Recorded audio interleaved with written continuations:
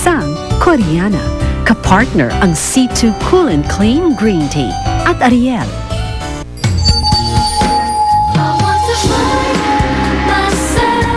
Dumating na pala si Benzo kahapon. Nakalagay dito, oh, sobrang galing daw sa pagboboxing at saka sobrang yaman na, sikat na sikat.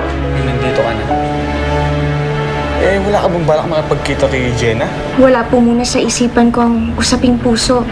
Nakafocus po ako sa bagong responsibilidad na ibigay sa akin ni Lolo. Kanya-kanyang buhay na kami. Ano ba talagang nangyari sa inyo? Bakit kayo nag-break? Umalis siya.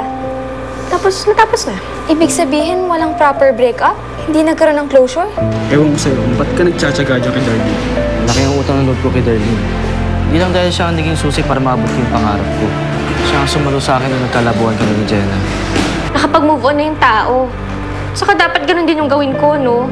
Mag-move on na din ako. Kung talagang mag-move on ka na, bakit wala pang kapalit si Kuya Benjo sa puso mo? Bakit hindi ka na nag-boyfriend?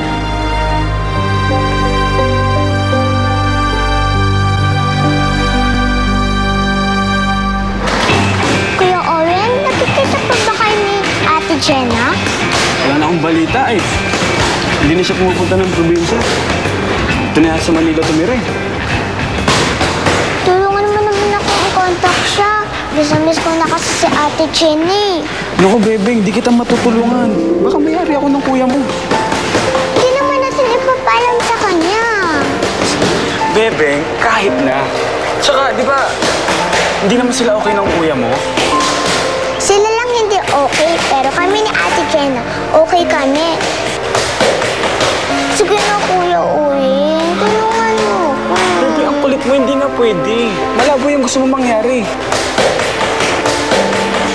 Kuya Owen, tulungan mo na ako, please. Ay, ang kulit mo. Mapapagalitan ako ng kuya mo eh. Ang kulit-kulit pa talaga.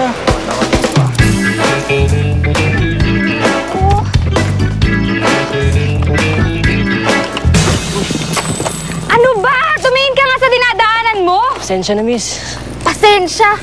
Kailan naman ako nagmamadali, oh? Ano? Ibibigay mo ba sa akin yung libro ko? Hindi.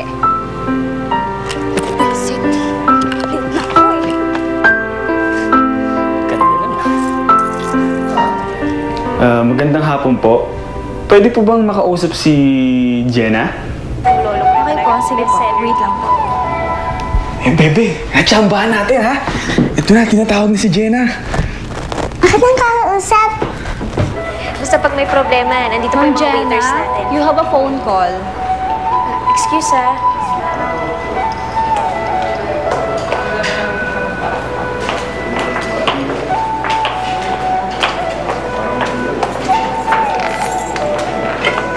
Hello? Thank you for waiting. This is Jenna speaking. Ate Jenna, si Bebeng to. Bebeng? Uy, Bebeng, kamusta ka na? Ayos naman po. Alam mo, ang saya-saya ko kasi nakausap na kita. Miss na kita, Ate Jenna. Naku, Bebeng, miss na din kita. Uy, teka, paano mo ba nakuha yung kontak ko? Tinulungan ako ni Kuya Owen. Ay, teka, Ate Jenna. Puntahan ko lang si Kuya Benjo.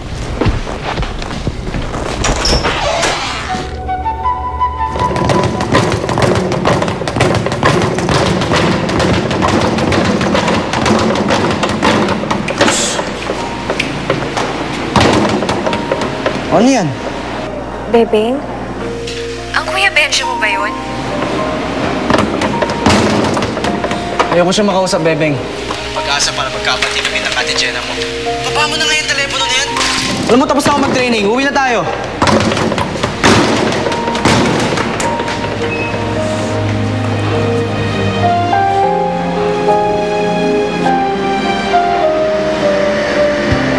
Bye-bye, Ate Jenna.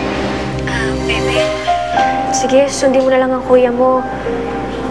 Basta, magpapakabait ka, ha? O, sige na. Bye-bye, Ate Jenna.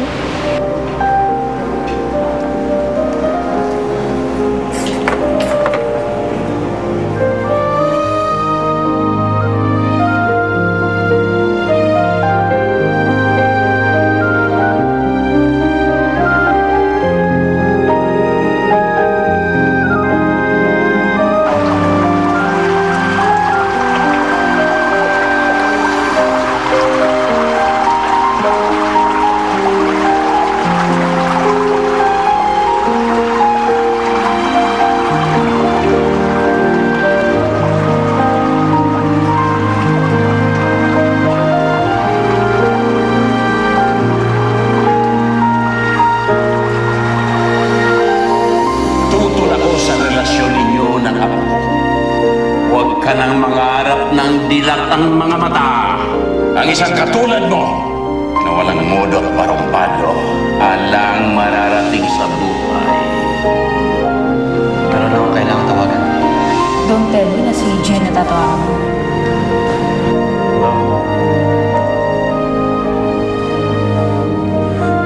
Diyos na naman.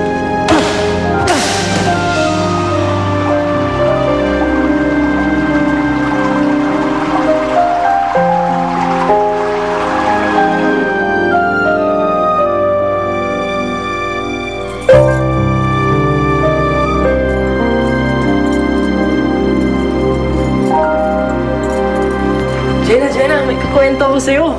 Kanina, nakabangga ako ng chick. Ang ganda-ganda na, grabe. Siguro, customer niyo yun sa restaurant. Siyang Koreana eh. Sayang nga eh, di ko natanong yung pangalan niya. Uy! Nakakainis ka naman eh. Di ka naman nakikinig. Pasensya ka na, Jess. Kung malalim inisip mo ah. Okay ka lang ba? Nakausap ko kasi si Bebeng kanina. Yung kapatid ni Benjo.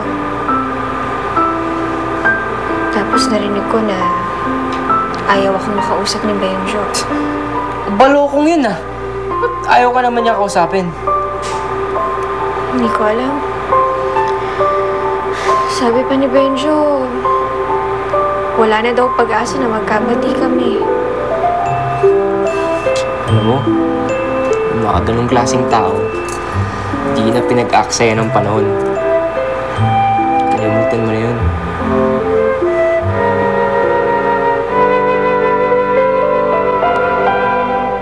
Salubungin ang ganda ng umaga with Nescafe Classic.